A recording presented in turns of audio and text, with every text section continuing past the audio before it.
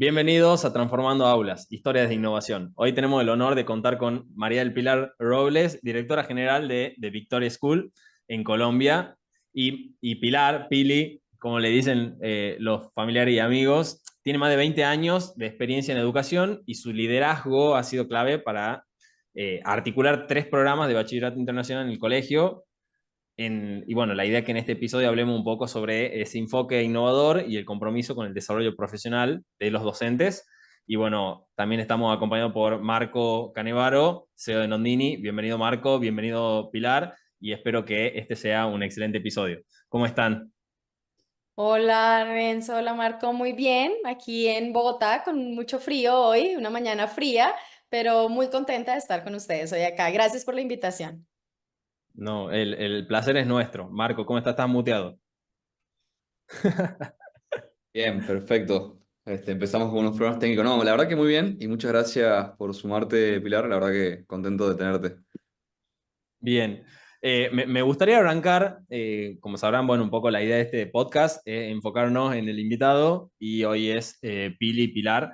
Me gustaría arrancar con cómo fue que Pilar llegó desde los inicios, o sea, cómo fue que decidiste enfocarte en la educación y cómo fue tu camino hacia llegar a ser directora general hoy en The Victoria School. Bueno, pues yo creo que yo nací por mis venas corre la pasión por la educación y por los procesos de aprendizaje. De niña jugaba a la profesora, yo no jugaba con muñecas, yo jugaba a la profesora con mi hermana, yo tengo dos hermanas, y con mi segunda hermana, yo llegaba del colegio y le enseñaba a todo lo que yo aprendía en mi colegio. Cuando ella se presentó al jardín, mi mamá la presentó al jardín, mi hermana ya sabía leer y escribir y básicamente yo le enseñé sin darme cuenta y ella aprendió a través mío. Entonces desde ahí siempre tuve claro que quería ser maestra. Cuando mi hermana se aburría de mis juegos, de jugar a la profesora, como le decimos aquí en Colombia, entonces jugábamos a las universitarias, pero siempre era en el mundo de los libros, siempre era en el contexto de maestro, de estudiante, Claro. y creo que fue muy permeado también por mi contexto familiar. Yo crecí, aunque no tengo, mis padres no son maestros, pero sí crecí en un entorno donde los libros, aprender, conversar, los diálogos en torno a lo que aprendemos, las reflexiones, qué es lo que pasa en un colegio, siempre fue lo que permeó mi contexto y gracias al apoyo de mi papá y de mi mamá. Entonces, desde ahí decidí entonces ser maestra desde que era muy niña. Creo que fue algo que para mí era claro, no lo Sí. dudé. Luego, cuando ya tengo la oportunidad de hacer mi práctica antes de graduarme de la universidad y empezar a tener interacción, hice interacción mi práctica en un colegio donde realmente me conecté con la pasión por enseñar en un colegio un colegio público, con un contexto un poco distinto a lo que yo había vivido y realmente me sentí privilegiada de haber decidido, de haber estudiado algo en lo que pudiera influir en la Claro. vida de las personas. Básicamente eso era poder influir y siempre vi en la educación una herramienta de transformación hasta el sol de hoy. Entonces cuando inicio, yo trabajé en un colegio inicialmente de niñas, un colegio del Sí. Opus Dei, de niñas, y allí fui maestra en primaria, en preescolar y en bachillerato.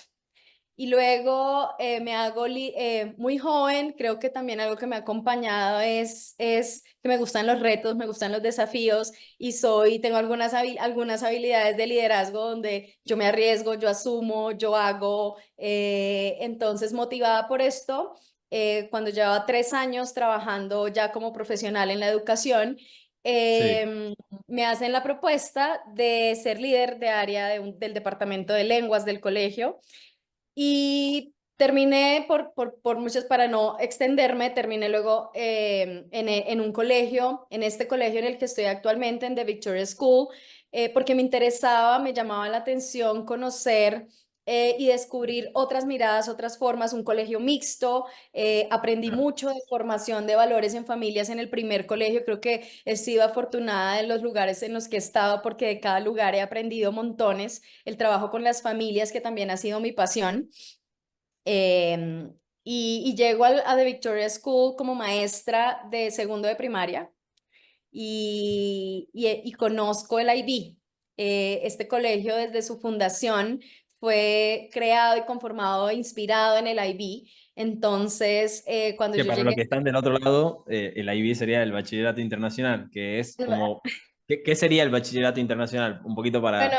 el Bachillerato Internacional es una organización global, mundial, sin ánimo de lucro, que apoya a los colegios, las organizaciones, a través de programas académicos rigurosos, conectados con el bienestar, para crear y ayudar a crear un mundo mejor y más pacífico, como lo dice su declaración de principios, a través de la educación, del trabajo con maestros, con programas académicos muy robustos, muy completos, cargados de innovación, siempre pensando y buscando diferentes formas de ofrecerle a los colegios las herramientas más actualizadas y sólidas posibles para que los colegios podamos tener un marco curricular robusto que permita Claro. acompañar las propuestas pedagógicas de los colegios. Y está Y alrededor del... justamente, y justamente por su nombre, supongo también impulsar esa educación global, ya no es tanto nacional o local, sino más bien global,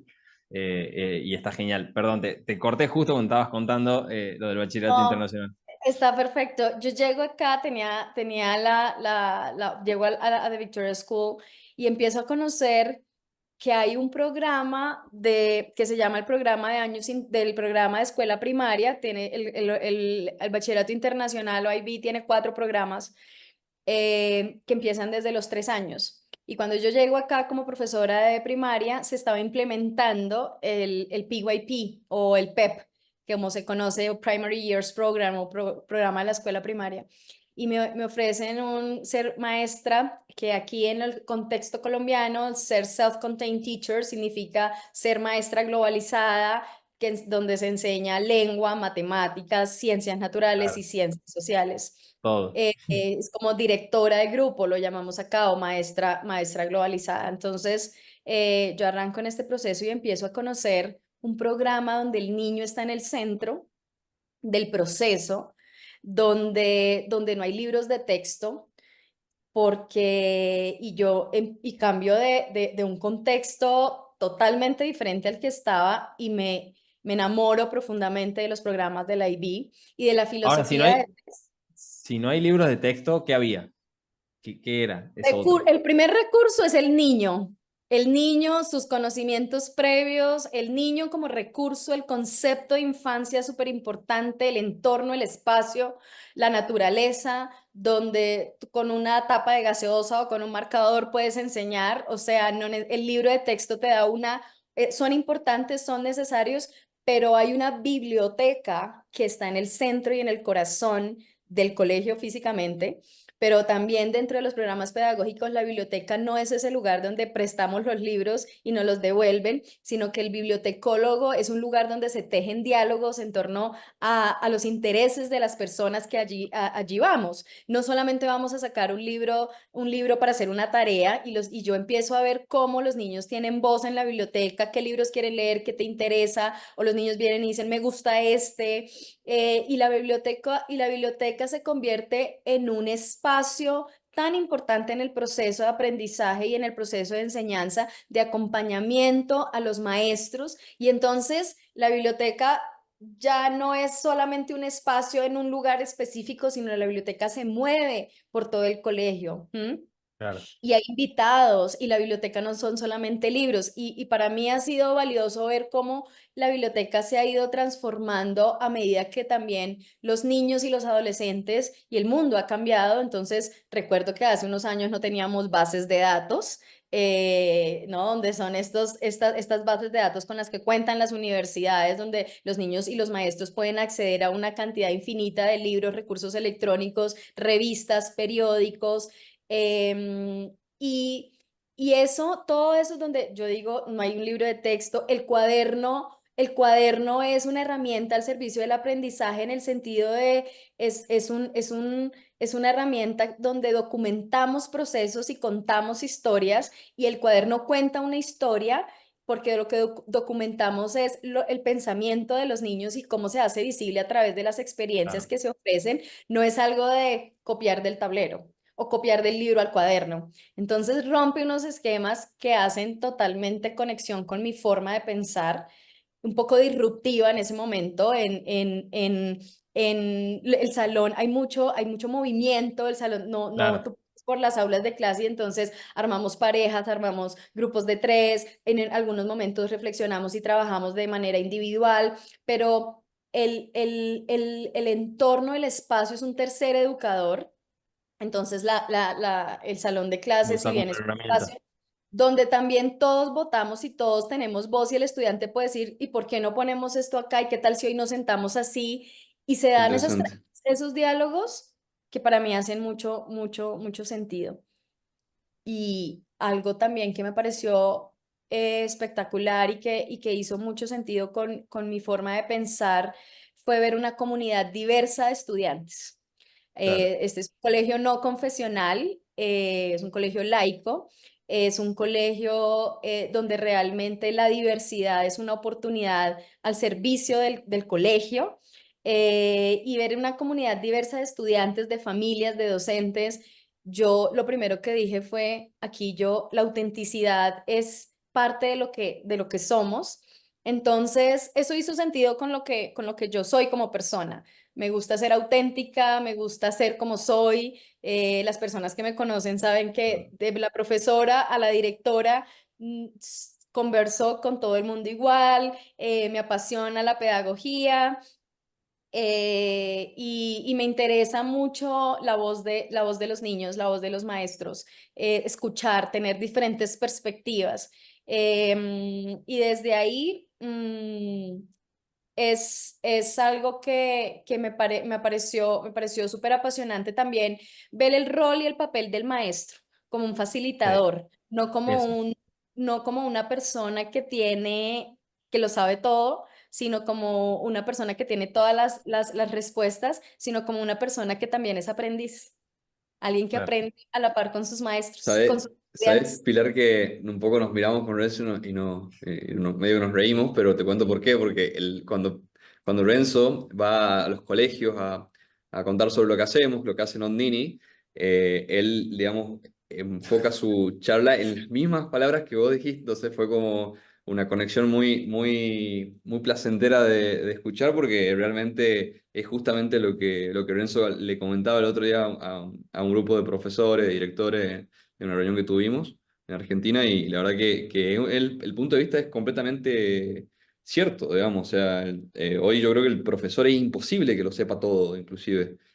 O sea, nosotros como profesionales, yo estudié, por ejemplo, ingeniería de sistemas, Renzo ingeniería electrónica, estudiamos en una universidad donde realmente te das cuenta que el plan de ingeniería es viejo. Porque ponete a pensar que mi plan, por ejemplo, con el cual yo terminé mi El estudio, era 94. el tuyo 94, bueno, el mío es del 2008. Igual sigue siendo viejo para lo que es tecnología, para lo que es sistema, software, programación. Al fin y al cabo después sale ChatGPT y no sabemos qué va a salir después, ¿me entendés? Entonces no es imposible que la institución inclusive se pueda acomodar de forma tan ágil como la tecnología lo hace. Así que realmente muy interesante esto que nos comentás, Pili. Sí, Y y ahí me gustaría preguntarte una cosa. O sea, comentaste un poco el camino y el proceso. Me imagino que a lo largo habrás tenido varios desafíos. No sé, el primero que se me ocurre debe haber sido los prejuicios por ahí. No sé qué tanto, quizás con tu entorno familiar tenías un soporte, pero los prejuicios de ser maestra. Por ejemplo, aquí en Argentina pasa mucho de que no, que el docente cobra poco, que es un trabajo muy sacrificado y que no tiene rédito.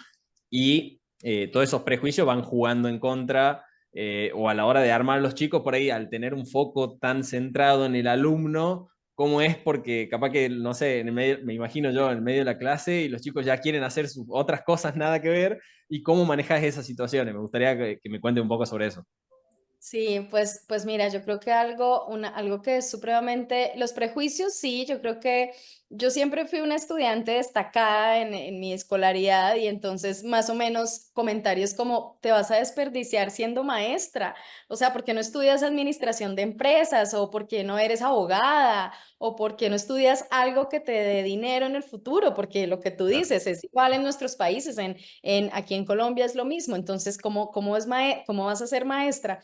Y yo creo que eso fue difícil al principio. Yo creo que cuando tú no solamente lo dices, sino lo demuestras con las Mm, acciones, te das cuenta que eres feliz haciendo lo que haces. Y para mí venir al colegio desde siempre es como, yo siempre digo, soy muy afortunada porque me pagan por hacer lo que me gusta, lo que me apasiona, lo que yo no me veo haciendo otra cosa.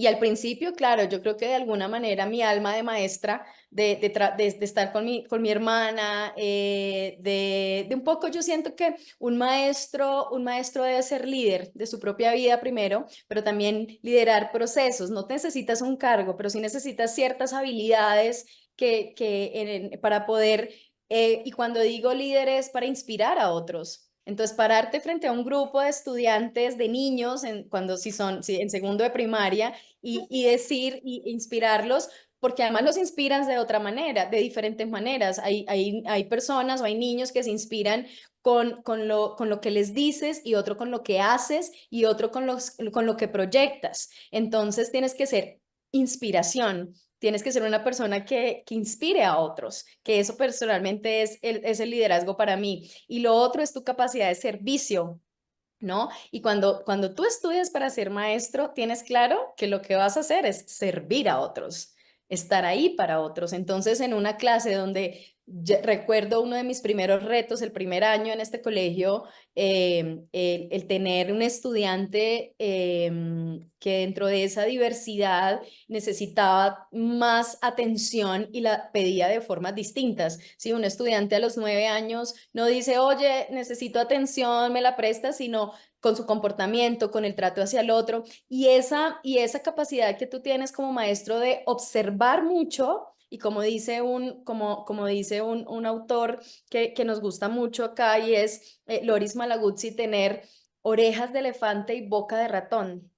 Y ser como maestro muy escuchar mucho, observar mucho, para poder tener esa palabra adecuada en ese momento que el niño la necesita, esa mirada, esa sonrisa que le alegra el día, porque ellos vienen cargados en su maleta no solamente de sus útiles escolares, sino de sus historias personales y las historias. historias de sus familias, de sus padres. Entonces, tú como maestro tienes que tener esa sensibilidad para entender que cada niño es diferente y que tu objetivo es enseñarles a que aprendan a sumar, pero no es el objetivo de ellos del día, ni es lo que a todos les apasiona, pero cómo llegas a que todos cumplan la meta a través de diferentes caminos y el acompañamiento que haces. Entonces, luego yo creo que otro de los aspectos que a mí me apasiona del IB, me parece que es un trabajo súper importante, es la colaboración, donde se Mm, fomenta la colaboración y sabes que tú como maestro no puedes hacerlo solo.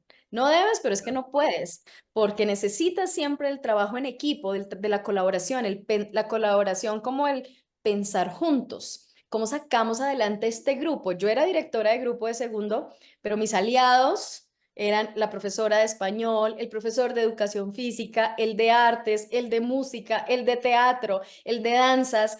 ¿Por qué? Porque mi grupo de estudiantes, de pronto desde las asignaturas que yo estaba liderando en su momento, de matemáticas, español, inglés, ciencias sociales, por ahí no era su canal, por ahí no eran sus motivaciones, pero tal vez a través del profesor del movimiento, de los deportes o de las artes, entonces Sí. trabajar juntos, pensar en los niños, no cada uno viendo su pedazo y cumpliendo su contenido, Interrelacionarse, todos sí. trabajando en colaboración, como un grupo, como una familia que se integra y une esfuerzos para sacar adelante a este grupo de estudiantes, respetando siempre su individualidad, porque parte de Claro. lo que nosotros somos es respetar el libre desarrollo de la personalidad. Entonces, no querer cambiarlos, sino acompañarlos sin que pierdan su esencia, porque lo que nos cuidamos mucho es que en el colegio, y es parte también de nuestra filosofía, es que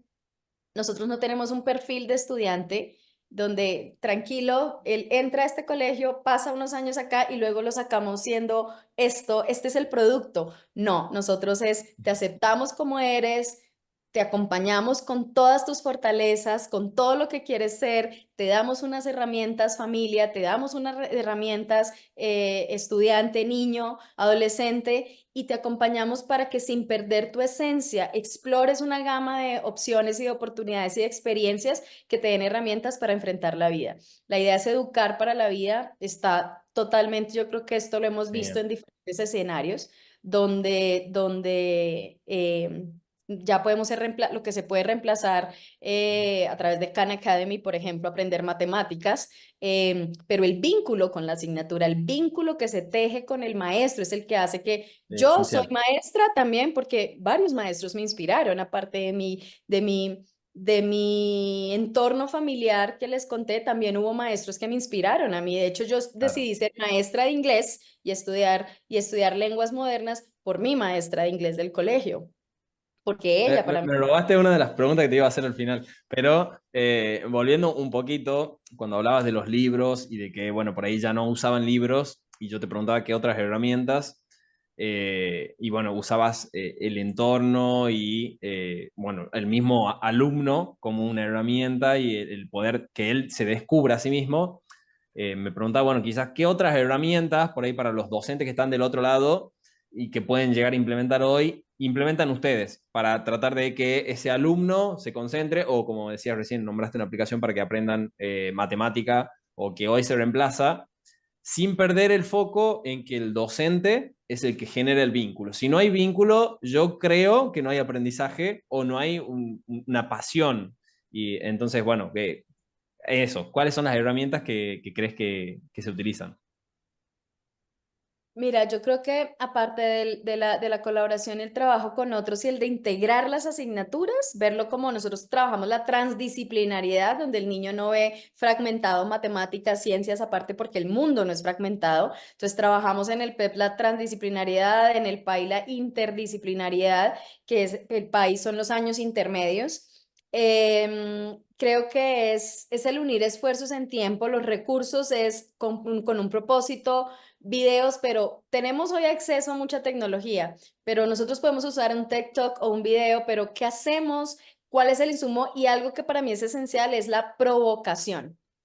Es decir, a los estudiantes, los objetos, por ejemplo, si vamos a trabajar una indagación sobre desastres naturales, pues qué tal si hoy los niños encuentran el salón con las sillas volteadas, todo tirado en el piso y llegan y encuentran y ¿qué está pasando? ¿Qué pasó? ¿Un temblor? ¿Qué pasó? Ellos mismos llegan y es decir, partir de su conocimiento previo a través de experiencias significativas, una fotografía, las imágenes, las personas, es decir, los maestros siempre somos muy hábiles en buscar recursos, como por ejemplo tener invitados al aula de clase. Por ejemplo, los padres de familia, si vamos a hablar de nutrición y un padre de familia es nutricionista, pues no lo busquemos en un libro, invitemos a un papá que es nutricionista, llevémoslos a la cafetería del colegio y hablemos con las personas que nos cocinan y preguntémosle ¿por qué nuestra comida tiene que ser balanceada? Eso es, a veces los maestros creemos que los recursos son cosas como hechas que son válidos y que son, claro, recursos, digamos, Académicos. hechos por académicos, hechos por nosotros, y los tenemos en recursos, como se llaman en la pedagogía, es como tener snap cubes bueno, se me va el nombre en ese momento, pero recursos para matemáticas como una regla, pero qué tal si vamos a medir la cancha del colegio y qué tal si invitamos acá para trabajar del tiempo, los espacios y los espacios de la ciudad, salidas pedagógicas. Aprendemos más en una salida pedagógica que todo un día en un colegio, en una salida pedagógica donde tenemos que ir a visitar un museo, donde visitamos una plaza de mercado, porque aquí, por ejemplo, nuestros niños los llevamos a visitar una plaza de mercado donde se ven muchos conceptos los trabajos, los oficios, si vamos a hablar de alimentación, si vamos a ver de medidas. Pésame esta manzana y pésame estos duraznos y cuánto cuestan y que ellos, el manejo del dinero. Bueno, es Claro. decir, la educación experiencial en la que los estudiantes tienen contacto con la vida real y entienden cuál es el propósito. Entonces, creo que los recursos más importantes, si bien los digitales con los que tenemos, a los que tenemos acceso, siguen siendo definitivamente los que se tejen a través de las relaciones. Cuando invitamos al autor del libro que estamos leyendo, Claro. si tenemos la posibilidad, cuando visitamos una biblioteca fuera de nuestro colegio, visitamos una universidad, nosotros tenemos muchas alianzas con universidades, Ujú. porque las ¿De solo, universidades solo de Colombia o de otro lado también? también, también de fuera de Colombia, en Colombia para hacer visitas. Las universidades tienen unos laboratorios para las ingenierías, para robótica, espectaculares. Nosotros en el colegio no necesitamos hacer un laboratorio de robótica porque tenemos acceso a universidades que tienen unos espacios increíbles para eso. Y es una forma de que también nuestros estudiantes vayan conociendo a las universidades. Entonces Claro. nosotros tenemos desde nuestro colegio un vínculo muy cercano con todos los espacios, o sea, el espacio como concepto dentro y fuera, el espacio que educa, el afuera es muy importante para nosotros. Entonces, Exacto. hacemos constantemente salidas pedagógicas. Me gusta esto que decís, porque un poco también volver a la esencia de cómo aprende uno. O sea, yo creo que el usar el entorno, el hacer una actividad más cotidiana, es un poco también el aprender jugando. O sea, es meter la gamificación dentro del aula e incorporar ese entorno como si fuéramos bebés. O sea, porque al fin y al cabo, ¿cómo aprendemos cuando somos bebés? Jugando, moviendo cosas, tocando es la única forma. Eh, no sé si Marco nos quiere comentar un poquito respecto a esto de la importancia y me gustaría también después que Pilar, bueno, veas qué punto de vista tenés en cuanto al aprender jugando, hasta qué límite, cuando se es mucho juego y capaz que hace falta otras cosas. Pero bueno, Marco, si podés. Estás muteado, Marco. Por ahí me muteo porque a veces no sé qué pasó hoy, que hay justo ambulancia y todo acá. Yo estoy ahora en Santiago de Chile, Renzo está en Tucumán, en Argentina, en el norte, y, bueno, y vos, Fili, en Colombia. Sí, para mí el tema de aprender jugando ya es hasta un tema es un tema animal. O sea, los animales aprenden jugando inclusive.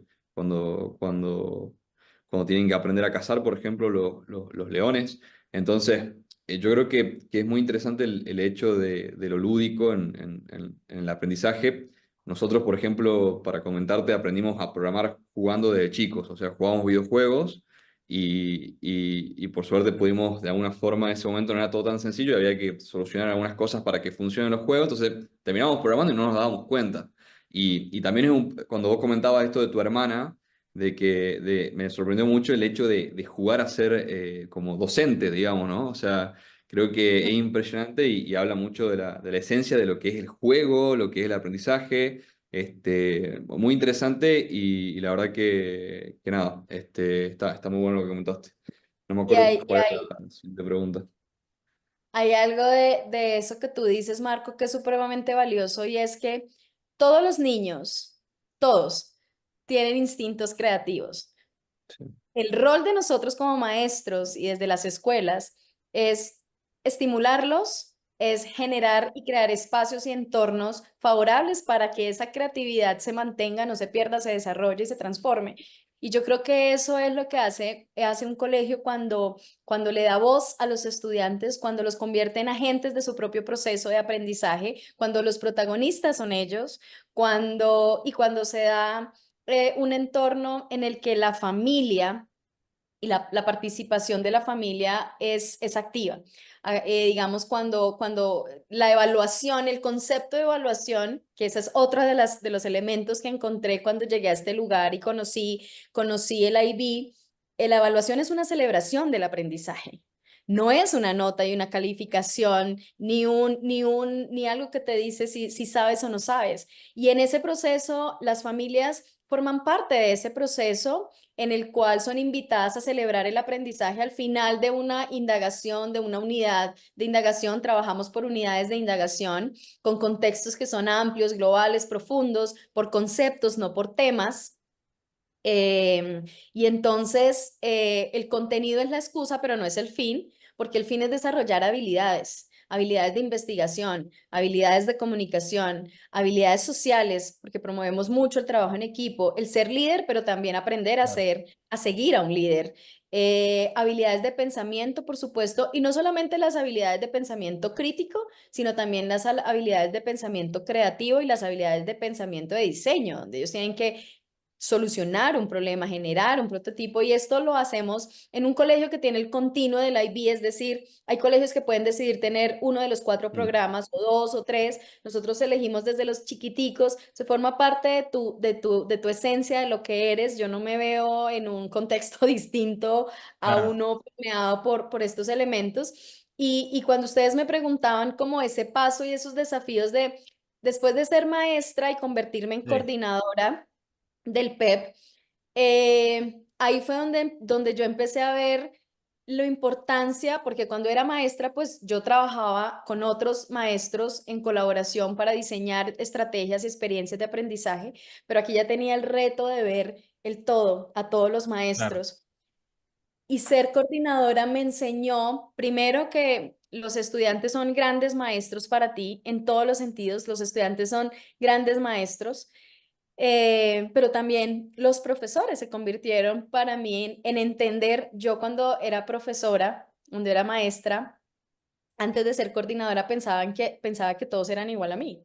Es decir, pensaba que todos pensábamos igual, muy parecido, en el sentido de, pensé que todos eran igual de apasionados, pensé que Claro. todos eran igual de, y no, me encontré con un grupo de maestros también diverso, heterogéneo, con una vocación, con vocación, pero también con historias de vida distintos que llegaron a la profesión por diferentes razones. Algunos estaban muy conectados y otros no tanto. Y eso para mí como Sí. coordinadora era un reto de, y cómo trabajo con mis maestros y cómo les puedo dar una herramienta. Hay algo que me parece súper lindo, y es que como líder en ese momento yo tenía que, estábamos trabajando un concepto precisamente de las aulas diversas, y yo Claro. decía, y dábamos capacitaciones y conversábamos al respecto, y un día yo dije, me retaba siempre a cómo los inspiro, cómo los motivo a que salgan un poco y romper ese paradigma de que las aulas son diversas y que eso no es un problema, es una oportunidad, y Exacto. que no, los niños no van a ser nunca iguales, no somos iguales. Entonces, y los Ahí está la desafíos, riqueza.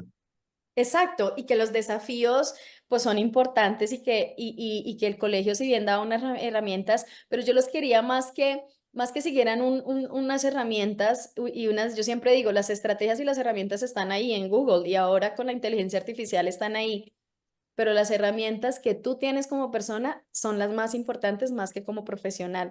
La Bien. sensibilidad, la vocación, eso no se da en un taller. El Sí. respeto por el otro, el respeto por la infancia, el respeto por la adolescencia. Yo siempre Y creo por que cada conocer la vida también del otro, vida, por querer conocer la vida. Tengo, bueno, un poco me contaste la vez pasada bueno, también como orientadora familiar y estar enfocada también en que el entorno impacta mucho en la vida de cada alumno y el poder también educar no solo al alumno o a ese estudiante, ese joven, sino también a su familia, el poder que la familia pueda acompañar a ese alumno, porque ¿cuántos casos de, no sé, niños genios que, que no pudieron seguir porque su entorno no los podía acompañar o no sabían cómo? O, no sé, el otro día hablando con un conocido, me contaba que su hija era autista y que se dieron cuenta cuando estaba finalizando la primaria. Entonces, y el no poder acompañarla durante todo ese proceso también genera un impacto en ese joven. Entonces, bueno, creo que es muy valorable el poder tener en cuenta el entorno.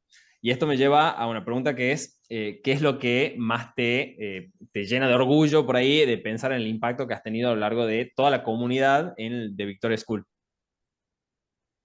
pues bueno. yo creo que lo que más me llena de orgullo es conocer hoy en día de historias de éxito de estudiantes que pasaron por nuestro colegio, por los que quizás algunos maestros los encontraron un poco más desafiantes, retadores, y ver que fue difícil, que fueron situaciones en las que vivimos momentos difíciles con ellos, con su familia y ellos como estudiantes, pero que al final valió toda la pena, toda la dedicación, todo el amor, todo el acompañamiento y el resultado de un trabajo en equipo, verlos hoy exitosos profesionalmente y como personas aportando a la sociedad, es lo que es tu mayor satisfacción. Para mí es decir, pensar en estudiantes en los que como que, ¿sabes? Te pones la camiseta y dices, lo vamos a sacar adelante, este Claro. estudiante puede, vamos a apoyarlo, incluso a veces con o sin la familia al 100%, pero que como colegio tomamos la decisión y con el grupo de maestros que aportan a que ese estudiante hubiera salido adelante y conocer historias de éxito y que sobre todo más allá de lo exitoso es que estén cumpliendo sus sueños, que no hayan perdido su Claro. esencia, que eso para mí es uno las grandes satisfacciones. Eh, y también como coordinadora ver cómo los maestros que han pasado por este colegio y con las que he tenido la fortuna de trabajar y de Sí, acompañar son hoy grandes maestros que están brillando dentro y fuera del país. Como en roles diferentes, en que hoy también están coordinando, siendo coordinadores y que están dando lo mejor y que llevan esa inspiración que les quisimos dar, aportamos un granito de arena para que hoy sean maestros que están aportando a la transformación de lo que soñamos cuando decidimos ser claro. maestros.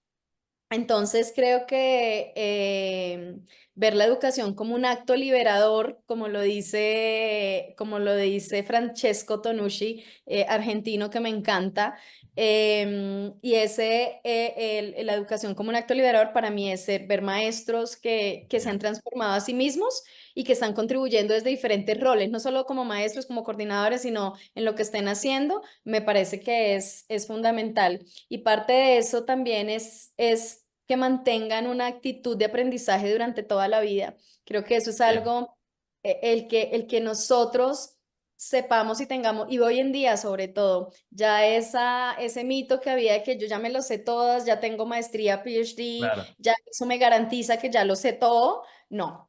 Creo que el mantener una actitud de aprendizaje durante toda la vida, Socrática. exacto, es algo que me llena de satisfacción.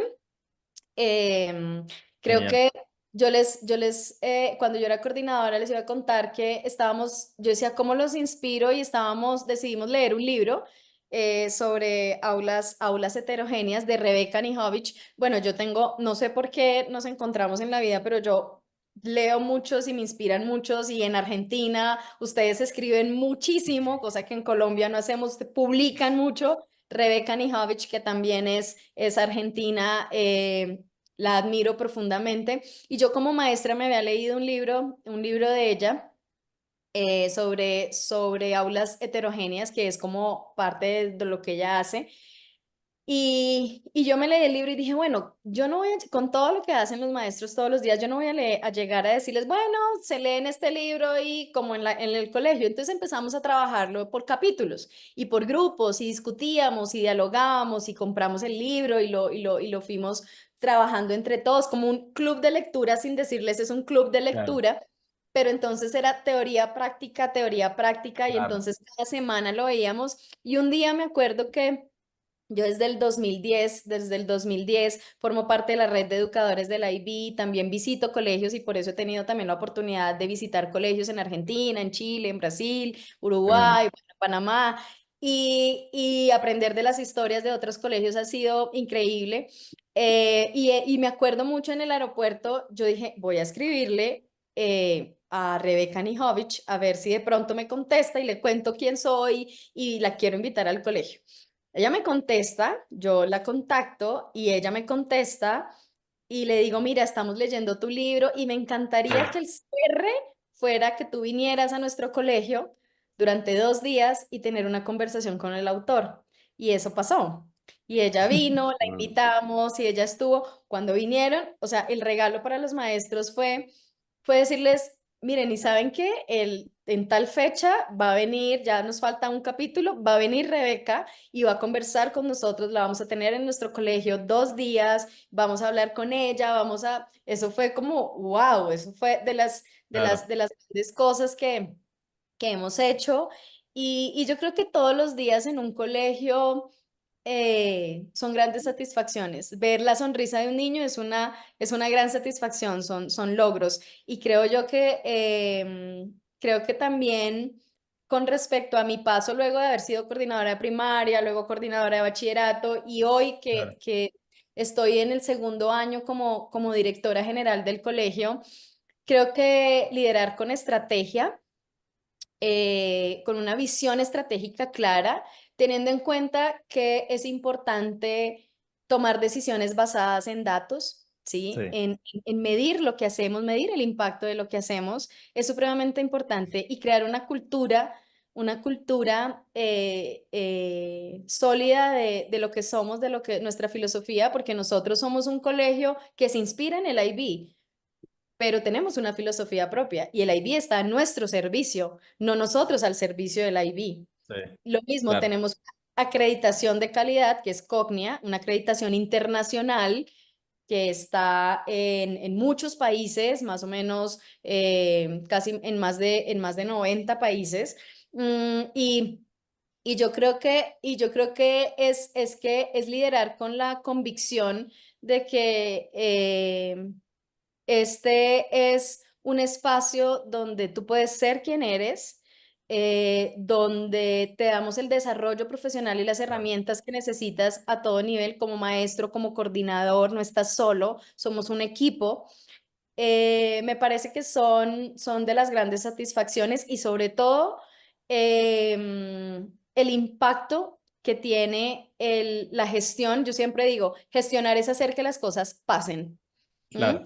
Y en la medida en que tú puedes decir, ay, yo quiero que mi colegio haga esto y haga, no, o sea, eso sí lo mostramos y lo Hagamos. movemos y lo hagamos y vamos y somos todos y sobre Claro, todo en un liderazgo que es muy horizontal. De hecho, nuestro organigrama no es jerárquico, nuestro organigrama es un círculo donde claro, quienes están en el centro son los estudiantes y sus familias, y los que estamos bien, ahí estamos alrededor acompañando. Aquí las cosas, si yo no estoy, el colegio sigue funcionando, si yo tengo que salir, el colegio no es que las cosas se retrasen porque yo digo... bien, y yo, si tengo una reunión de rectores, tengo la confianza de enviar a alguna de las coordinadoras o un profesor a una reunión. Creo que eso es algo que forma parte de lo que somos al ser personas, al ser pensadores, al ser de mentalidad abierta, informados, sí, instruidos, como son los atributos del me perfil. gusta. Me gusta esa visión bueno, ya no es una pirámide, sino un círculo, y pensando incluso en el aula también, tiene mucho sentido. A lo largo de lo que he ido respondiendo, parece que tenía la guía de por ahí las preguntas que te iba a hacer, entonces ¿En serio? sí, me respondiste todas así al hilo. Simplemente me sí, gustaría no, ir fue tremendo. cerrando. Me gustaría ir Muy cerrando bueno. solo con dos preguntas directas. La primera es, si tuvieras que definir, a lo largo del capítulo lo fuiste definiendo, pero si tuvieras que decir tres cualidades que tiene que tener un docente innovador, ¿cuáles serían? Mm, tres cualidades. Un maestro innovador. Actitud de aprendizaje, la primera. Eh, Quizás la segunda sería ser de mentalidad abierta Bien, y la tercera sería coherencia. perfecto, genial. Y ahora la última pregunta es, si tuvieras que poner una frase que te identifique, a mí me gusta decirla un poco más trágica, que es, si tuvieras que poner una frase en tu lápida, ¿cuál sería? Uy, Eh, fui feliz haciendo lo que me gusta y ayudando a otros a cumplir sus sueños. Genial. Perfecto. Yo creo que con eso Muy bueno. estamos con el capítulo, para no hacerlo un poquito más largo.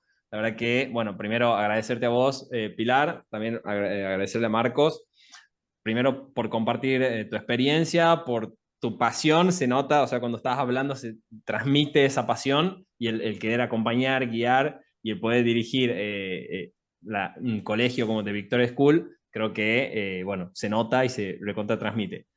Muchas gracias. Le agradecemos también a Nondini por auspiciar el episodio y nos vemos a todos el próximo episodio. Suscríbanse y denle like, recuerden, y nos vemos la próxima.